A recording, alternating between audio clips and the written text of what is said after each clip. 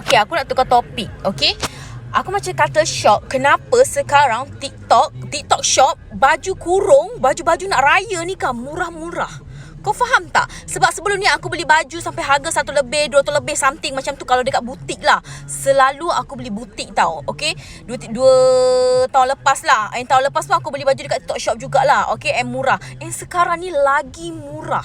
Engkau faham tak? Like macam, engkau faham tak?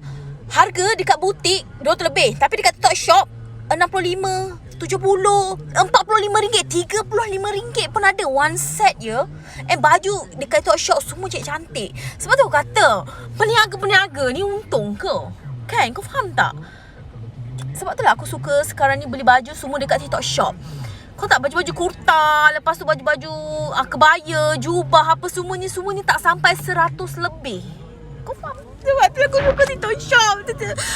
TikTok shop memang murah gila. Okay, berbanding dekat baju dekat luar-luar. Bukan aku cakap baju dekat kedai-kedai luar tak cantik. Cantik je, but mahal. Sangat mahal. Okay,